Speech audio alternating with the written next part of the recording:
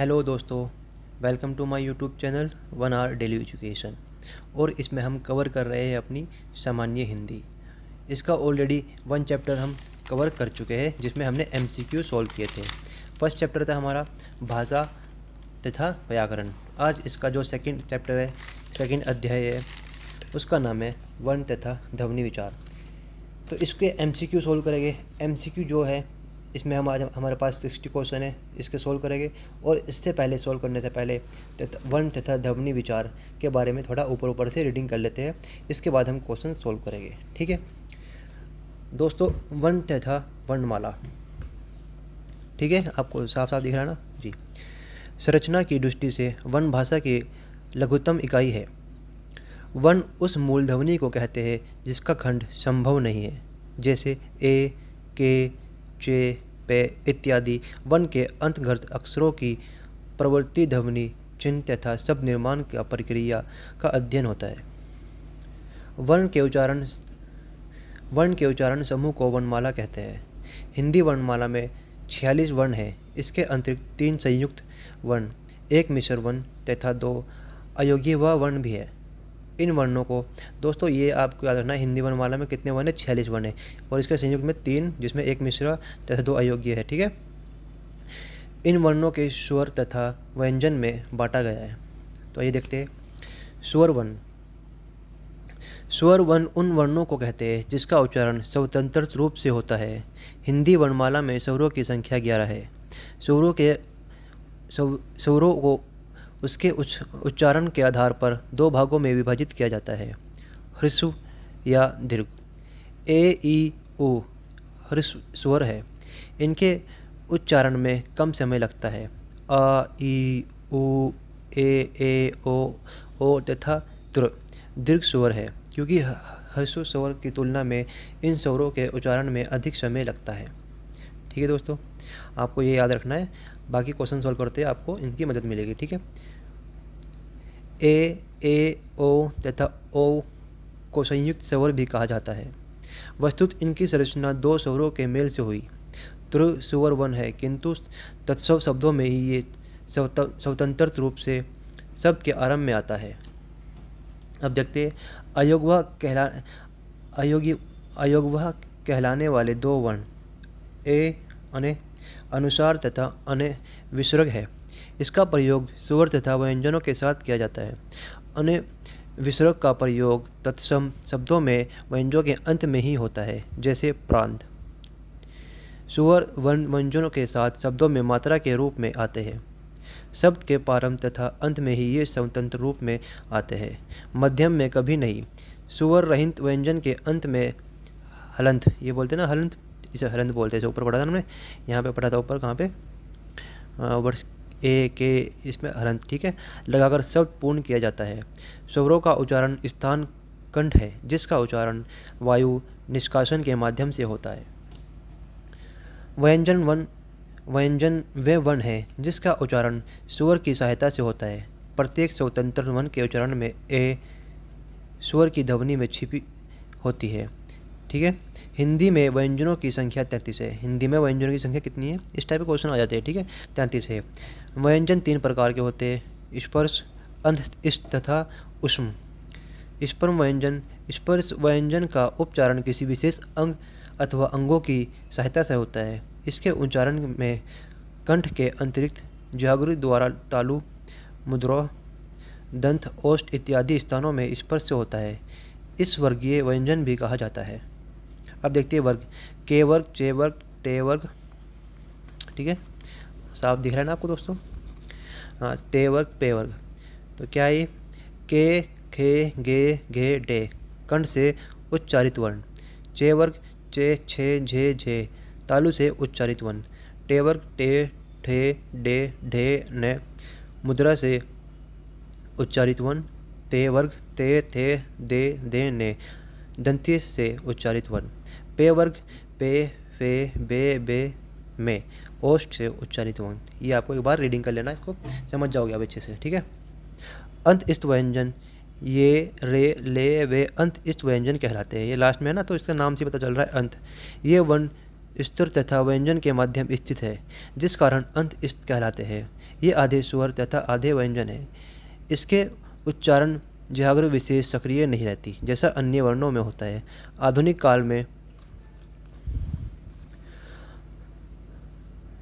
काल में रे तथा ले को पूर्ण व्यंजन माना जाता रहा है, जबकि ये और वे ही अंतस्थ व्यंजन के रूप में प्रयुक्त हो रहे हैं।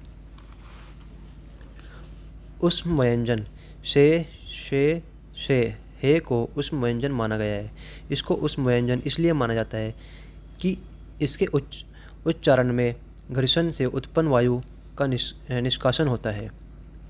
इनके अतिरिक्त हिंदी वर्णमाला में 3 संयुक्त व्यंजन से ऋत्र गे भी सम्मिलित है।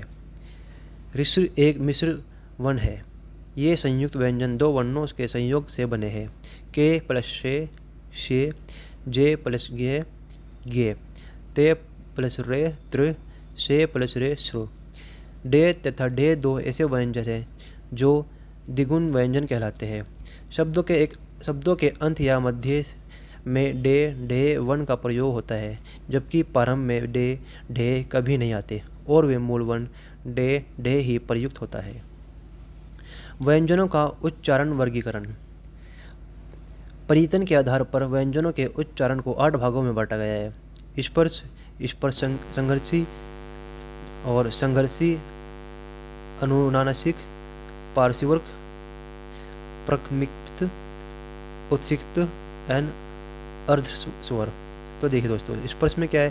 के, खे, गे, टे, ठे, डे, ढे, ते, थे, दे, धे, पे, फे, बे, भे। ये क्या हो गया? स्पर्श। एंड स्पर्श संथ्री में चे, छे, जे, झे। एंड संघर्षी में फे, से, हे, जे, से।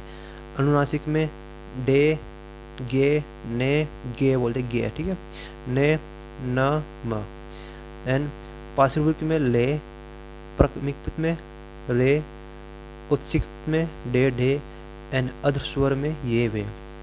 जैसे दोस्तों क्वेश्चन सोल्व करेंगे उसमें आपको समझ में आ जाएगा, ठीक है। हम ऊपर से पढ़ रहे रीडिंग कर रहे हैं ताकि एमसीक्यू सोल्व करने में आपको आसानी हो जाए और थोड़ा बहुत आपके दिमाग में बैठ जाए एक्चुअली में ये है क्या, ठीक है। इसलिए मैं इसको रीडिंग कर रहा हूँ, नहीं तो आपको डायरेक्ट सिर्फ एमसीक्यू भी इसके करा सकता था ताकि एग्जाम में आप सिर्फ एक बार देख जाए। और दोस्तों हिंदी में क्या है दोस्तों, सिर्फ सब कुछ लिखा हुआ है पहले से ही, तो क्या होगा, same to same question repeat होते हैं मैक्सिमम टाइम, ठीक है। ब्राह्मण परिवर्तन के आधार पर संपूर्ण व्यंजनों को 2 भागों में विभाजित किया जाता है, अल्पप्राण तथा महाप्राण। जिन वर्णों के उच्चारण करते समय मुख से निकलने वाले श्वास की मात्रा अल्प रहती है, वैसे वर्णों को अल्पप्राण कहा जाता है। प्रत्येक वर्ण समूह का पहला, तीसरा तथा 5वां वर्ण अल्पप्राण कहलाते हैं। महाप्राण वर्णों के उच्चारण में श्वास की अधिक मात्रा निष्कासित होती है। प्रत्येक वर्ग का दूसरा, चौथा तथा सभी ऊष्म वर्ण महाप्राण है। के, गे, डे, चे, जे, गे, टे, डे, ने, ते, दे, न, पे, बे, में, ये, रे, ले, वे, डे इत्यादि अल्पप्राण व्यंजन है, ठीक है। इनके उच्चारण में हवा की कम मात्रा तथा हवा का कम शक्ति के साथ बाहर आती है। खे, गे, छे, झे, ठे, डे, थे, फे, भे, से, हे महाप्राण व्यंजन है। इनके उच्चारण में हवा की अधिक मात्रा तथा हवा अधिक शक्ति के साथ बाहर आती है, ठीक है। जिसकी थोड़ी हवा से जैसे शे पढ़ा, धे पढ़ा, इसको हम बोलते हैं महाप्राण व्यंजन, ठीक है। ध्वनि के उच्चारण में तंत्रियों के कंपन की प्रक्रिया होती है। इस कंपन के कारण वर्ण के उच्चारण के साथ जो तरंग वायु के साथ बाहर आती है उन्हें घोष कहा जाता है। इस आधार पर वर्णों को 2 भागों में विभाजित किया जाता है, संघोष तथा अघोष। जब स्वर तंत्रियाँ एक दूसरे के निकट आकर वायु में कंपन पैदा करती है, ध्वनि के उच्चारण में सहायता करती है, तो ऐसी ध्वनियों को संघोष कहते हैं, ठीक है। अब देखिए, श्रवण वर्ण प्रत्येक व्यंजन के वर्ग का तीसरा, चौथा, 5वां वर्ण तथा अंत वर्ण या रे, ये, रे, ले, वे तथा हे संघोष कहलाते हैं। अघोष क्या है? ध्वनियों के उच्चारण में स्वर तंत्रियाँ दूर दूर रहती है तथा वायु स्वर तंत्रियों में बिना कंपन के निकल जाती है। व्यंजन का वर्ग पहला, दूसरा तथा शे ऊष्म वर्ण आदि अधोष है। स्वाराघात तथा बलाघात। स्वाराघात तथा बलाघात का संबंध शब्दों के उच्चारण के समय वर्ण पर पड़ता है। इसके द्वारा शब्दों को समझने की चेतना सामने आती है। शब्दों का उच्चारण करते हुए किसी भी वर्ण पर अधिक बल दिया जाता है, उसे स्वाराघात कहते हैं। ये बल स्वर पर अधिक होने के कारण स्वाराघात कहलाता है। ठीक है। बालाघात का प्रभाव वर्णों के बदले शब्दों पर पड़ता है। बालाघात विशेषण के समान अर्थ का निवारण तथा परिवर्तन में सहायता प्रदान करता है। अनुतान। उच्चारण के आरोह अवरोह का अनुतान कहते हैं। ये आरोह अवरोह शब्द तथा वाक्य का सही अर्थ प्रदान करता है। मात्रा विचार। व्यंजन तथा स्वर के संयोग से जो रूप परिवर्तन होता है उसे मात्रा कहते हैं। प्रत्येक स्वर की अपनी मात्रा है। के लिए कोई मात्रा चिन्ह निर्धारित नहीं है, क्योंकि ये सदा व्यंजन के साथ उच्चारित होती है। अन्य स्वरों की मात्रा निम्न है। आ, तो आ की मात्रा अ, के आ का, ई के ई की, ई के ई की, ऊ के ऊ कु, ऊ के ऊ ऊ। ठीक है, आगे देखते हैं। ए के, ए के, ओ के ओ को, ओ के ओ को। हर स्वरों ए ई ऊ में एक मात्रा होती है, बाकी सभी दिस स्वरों में दो मात्राएं होती है। रे के साथ ऊ तथा ऊ की मात्रा का रूप अन्य व्यंजन वर्णों से थोड़ा भिन्न होता है। ये इस प्रकार है। रे प्लस ऊ रू, रे ऊ रू। शब्दों में मात्रा संबंधी अशुद्धियाँ। ये देखिए, आवाज़, तो यहाँ पे क्या हो जाएगा, आवाज़। आराम, आराम। ठीक है, ये क्या है, अशुद्ध, ये क्या है, शुभ, जो मैचुल में है। ठीक है। आवारा, आवारा। आगामी, आगामी। अत्यधिक, अत्यधिक। अत्यधिक में क्या है, यहाँ पे ये देख रहे हो आप, यहाँ पे या आ जाता है, या की बड़ी मात्रा, यहाँ पे कोई नहीं। अत्यधिक। आविष्कार, आविष्कार। ठीक है, समझ रहे हो दोस्तों। इन देखिए, यहाँ पे क्या है, यहाँ पे कोई मात्रा आ है, यहाँ पे आ गया आविष्कार। उन्नति, उन्नति। दूसरा, दूसरा। आशीर्वाद, आशीर्वाद। कालिदास, कालिदास। कालिदास में छोटी की मात्रा आती है, ना कि बड़ी की। सूरदास, सूरदास। सूरदास में बड़ी होगी। प्रतिकूल, प्रतिकूल। ये आपको चेक कर लेना, एक बार रीडिंग करोगे तो क्वेश्चन आ जाते हैं दोस्तों। नीरस, नीरस। निर्गुण, निर्गुण। दधीची, दधीची। रविंदर, रविंदर। रविंदर नहीं होता, रविंदर। पूजा, पूजा। पूज्य, पूज्य। सिंदूर, सिंदूर। स्रोत, स्रोत। हुंकार, हुकार। साप्ताहिक, साप्ताहिक। संसारिक, संसारिक। शारीरिक, शारीरिक। ठीक है, इस टाइप से आप इसको देख लीजिए, इसमें फ़र्क क्या है, आगे मात्रा से बहुत फर्क पड़ जाता है। अब दोस्तों हम करते हैं अपने MCQ क्वेश्चन सॉल्व। हिंदी वर्णमाला में वर्णों का कुल संख्या कितनी है? तो दोस्तों हिंदी वर्णमाला में वर्णमाला की संख्या कितनी है? ये है 52। तो बी ऑप्शन। इनमें से कौन सी ध्वनि अंत प्लस इस्त नहीं है? वे, बे, रे, ले। तो इसमें से कौन नहीं है दोस्तों? बे। इनमें से ऊष्म वर्ण कौन सा है? ऊष्म वर्ण पढ़ा है ना हमने, एक बार रीडिंग करोगे समझ जाओगे। ठीक है, ऊष्म वर्ण कौन सा है? ऊष्म क्या है? छोटा से। तो से किसमें आ रहा है? देखिए ये से, डी ऑप्शन। त्रिक को वर्णमाला का स्थान दिया गया है, कहाँ पे दिया गया है दोस्तों? स्वर में। रीडिंग करी थी ना अभी हमने। निम्न में से कौन सा मूर्धन्य ध्वनि नहीं है? टे है, ठे है, ढे भी है। ठीक है, तो तीनों है, क्या नहीं है? ये ढे की जो नीचे बिंदी है ना, ये नहीं है। दे ध्वनि का उच्चारण स्थान के आधार पर होता है। किसके स्थान पर होता है? उच्चारण का स्थान क्या होता है? वो ये होता है दंतीय। निम्न में से कौन सा सही नहीं है? ते, थे दंतीय व्यंजन है। जी, ये बिल्कुल है। व्यंजनों का उच्चारण बिना स्वर के हो सकता है। क्या ये हो सकता है? तो ये बाद में देखेंगे, पहले आगे चेक करते हैं। ये, वे अधर्त स्वर है, ये भी है, सही है। से, तो ये तीनों हमारे सही है। तो इसका ऑप्शन जो गलत है ये है हमारा बी ऑप्शन, हमारा गलत है। ठीक है ना, बाकी सब सही है। निम्न में से कौन से प्रकंपित व्यंजन है? कौन से है? चे, खे, टे, नहीं, रे। दंतोष्टीय ने दंतोष्टीय से उच्चारित होने वाले व्यंजन कौन कौन से हैं? फे और वे। निम्न में से किस वर्ण का उच्चारण स्थान कंठ नहीं है? के का है, खे का है, गे का है, ढे का नहीं है। ठीक है, रीडिंग करी थी ऊपर, समझ जाओगे एक चीज़। दोबारा पढ़िए, समझिए।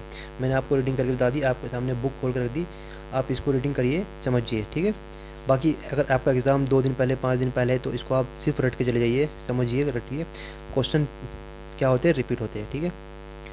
निम्न में से कौन से संयुक्त वर्ण नहीं है? शे है, त्रे है, गे है, त्रिक, ये नहीं है, ठीक है। निम्न में से कौन सही है? डे ढे को वनमाल में स्थान प्राप्त है, क्या ये सही है? नहीं है। पहला तथा तीसरा वन महाप्राण होता है, नहीं होता, ये गलत है। चे छे झे झे स्पर्श संग से, ये हमारा सही है। ये रे ले वे उस वर्ण है, ये तो गलत है। ये निम्नलिखित में से कौन सा शब्द सही है? परीक्षा, छोटी की मात्रा नहीं आती दोस्ती, परीक्षा, जी ये हमारा सही है। परीक्षा, ये तो हमने पढ़ाई नहीं आज तक के, इसमें कन्फ्यूज हो सकता है दोस्तों, ध्यान रखना, बड़ी की मात्रा। निम्न में से कौन सा सही है? पुरुष, क्या पुरुष में छोटों की मात्रा आती है? रो आता है, रो भी आता है, ठीक है। शे भी है। पुरुष, पुरुष और पुरुष। देखिए दोस्तों, ए ऑप्शन और बी ऑप्शन क्या है हमारा, दोनों सेम ही है, ठीक है। पर इसमें क्या आ रहा है, देखिए इसमें ये पूरा रू की मात्रा आ रही है, क्या है, रू में ये आ रहा है, देखिए, ठीक है।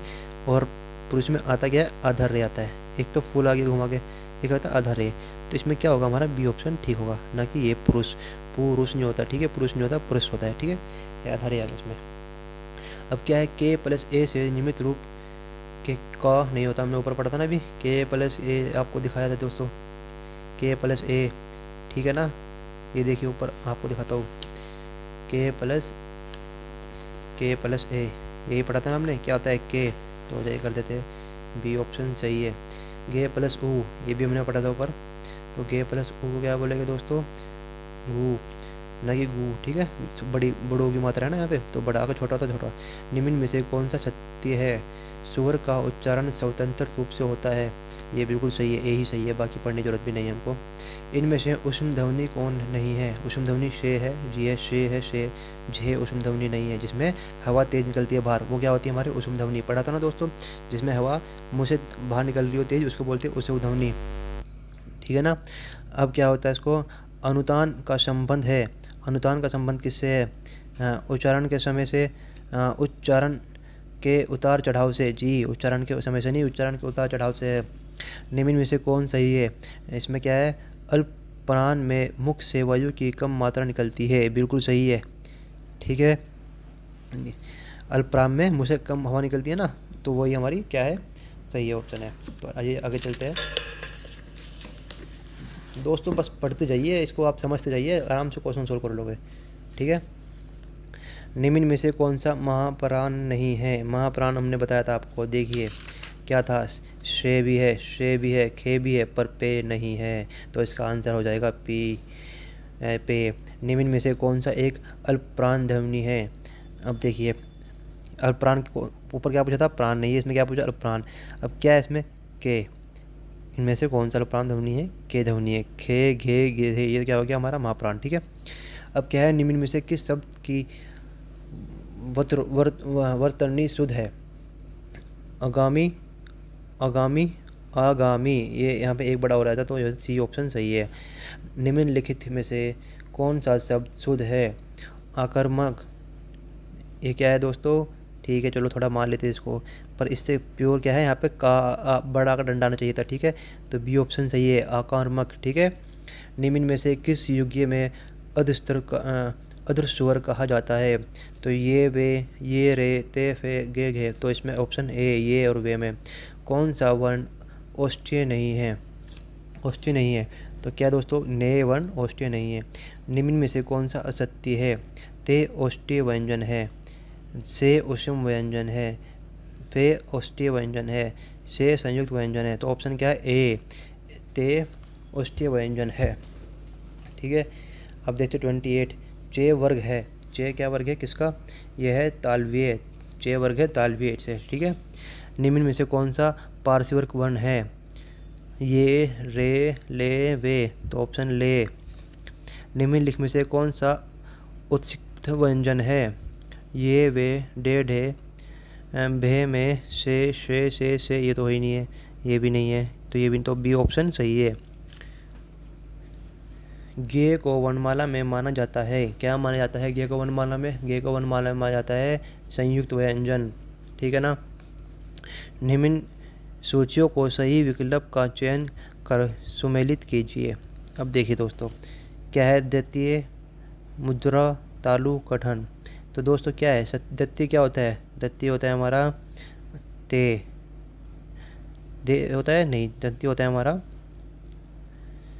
हाँ ते होता है। ठीक है, द्वितीय होता है हमारा ते। मुद्रा क्या होती है दोस्तों? टे। तालु क्या होता है? ये तंतीय कंठ के। तो दोस्तों इस तरह से हो गया, तो ऑप्शन बी हमारा सही है। ठीक है ना। ये तो आपको पता भी चल रहा है दोस्तों, इसमें के आ गया। ठीक है। और 3 में क्या आ गया दोस्तों? तालु। तालु से पता चल रहा है। मुद्रा, दंतीय क्या है? दंतीय में ते आ गया। तो इस टाइप से उसको सोल्व कर सकते हो। शे का निर्माण, अक्षय का निर्माण किन दो वर्णों के व्यंजनों में मेल से हुआ है? किससे हुआ दोस्तों? के प्लस शे, के क्षे। ठीक है ना। और से तो हो ही सकता खे, धे, ये तो कोई मतलब ही नहीं है। निम्न में से कौन सा अंत स्थिर व्यंजन वर्ण नहीं है? बे। ठीक है ना। ये भी है, रे भी है, ले भी है, बे नहीं है। वर्णमाला में किस स्पर्श संघर्षी भी कहा जाता है? कि हमने पढ़ा था ऊपर, चे वर्ग को। निम्न में से कौन व्यंजन वर्ण दंतीय नहीं है? ते है, दे है, धे है, फे नहीं है। निम्न में से कौन सा स्पर्श व्यंजन नहीं है? कौन सा नहीं है दोस्तों? के है, चे है, पे है। ये क्या है इसमें? ये भी ये नहीं है। ठीक है। आइए आगे देखते क्वेश्चन। दिख रहा है ना। निम्न में से कौन संयुक्त सुवर का उदाहरण नहीं है? ए है, ए भी है, ओ भी है, आ या नहीं है। वर्षक का प्रयोग कैसे शब्दों में किया जाता है? अंत में किया जाता है ना दोस्तों, जिसमें अंत आ जाए तो उसको बोलते हैं तत्सम। तत्सम में किया जाता है। निम्न में से किस शब्द में शुद्ध मात्रा प्रयुक्त हुई है? रेणु, रेणु, रेणु से। ठीक है, छोटों की मात्रा है ना कि बड़ों की। किस सुवर का कोई मात्रा चिन्ह नहीं है? किसका नहीं है? ए का। ये हमने बताया था ना, और सबका तो है। निम्न में से कौन सा अघोष वर्ण नहीं है? के भी है, टे भी है, शे है, तो ले नहीं है। निम्न में से कौन सा संघोष वर्ण नहीं है? ये है, रे है पढ़ा था ना हमने, जिसमें हवा मुँह से थोड़ी बाहर निकले, वो है शे। निम्न में से कौन सा युग्यम कंठ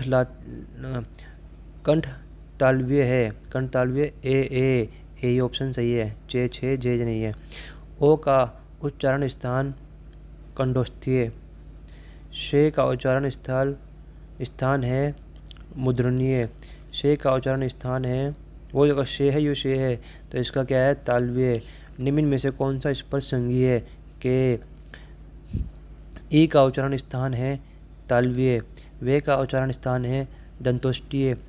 ऊ का उच्चारण स्थान है, आगे पढ़ने की जरूरत ही नहीं हमको क्योंकि शुरू में मिल रहा है, कंठ। फे का उच्चारण स्थान है कंठ, नहीं कंठ नहीं है, तालु भी नहीं है, ओष्ठ, ओष्ठ। धे का उच्चारण स्थान है कंठ, तालु, ओष्ठ नहीं, दंतीय। ठीक है। परिधन के आधार पर रे व्यंजन की किस कोटि में आता है?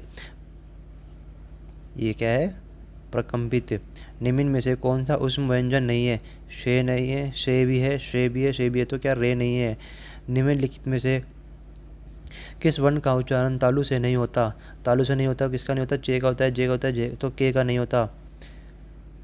टे वर्ग का उच्चारण स्थान क्या होता है? टे वर्ग का उच्चारण मुद्रा, मुद्रा। ठीक है। किस वर्ण को इस पर संघर्षी नहीं माना जाता? चे को माना जाता, छे को माना जाता, फे को नहीं माना जाता। किन वर्णों के अंतस्वर कहा जाता है? किसको कहा जाता है? ये और वे। निम्न में से कौन अंतस्व्यंजन वर्ण का उदाहरण नहीं है? शे। दोस्तों क्वेश्चन तो आपको देखिए सारे इसी के बेस पे था, बस ये आप रीडिंग कर लीजिए और ये हमारे 60 क्वेश्चन सॉल्व किए। रीडिंग करिए एक बार, जैसे मैंने वीडियो रोकी चाहे आप इसका स्क्रीनशॉट लेके इसको एक बार, जैसे मैं आपको ये दे रहा हूँ, देखिए इसका यहाँ से स्क्रीनशॉट ले लीजिए। ठीक है ना। तो फिर आगे जाके थोड़ा स्क्रीनशॉट ले लीजिए, आपको रीडिंग करनी है।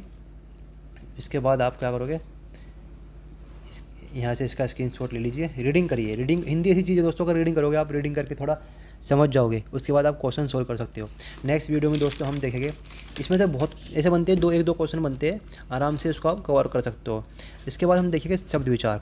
दोस्तों ये अच्छी चीज़ है, इसको हम समझ के करेंगे, इसमें हम समझ भी सकते हैं। इसमें क्या होता है, हमको रटना पड़ता है ज़्यादातर। ठीक है ना। आपको रटने का काम था, इसलिए मैंने आपको जल्दी जल्दी क्वेश्चन करा कर दे दिए। इसको रटोगे तो हो जाएगा। बाकी क्योंकि ये क्या, इसको तो रट ही सकते हैं ना, समझ थोड़ी सकते हैं। तो अगर आप समझ भी सकते हो तो कोशिश करो समझने की। बाकी इसके बाद रट ले जाए। इसके बाद शब्द विचार, इसमें हम समझ गए, समझ के हर एक चीज़ को अच्छे से कवर करेंगे। इसमें भी हमारे पास 52 क्वेश्चन है, ठीक है। ऐसे ही हमारे पास अच्छे अच्छे चैप्टर है दोस्तों। इसके बाद संज्ञा है, संज्ञा के बाद सर्वनाम तथा विशेषण, हर एक चीज़ को कवर करेंगे ताकि हर एग्ज़ाम में क्वेश्चन सोल्व कर सको। थैंक यू, मिलते हैं अपने नेक्स्ट वीडियो में। बहुत बहुत धन्यवाद।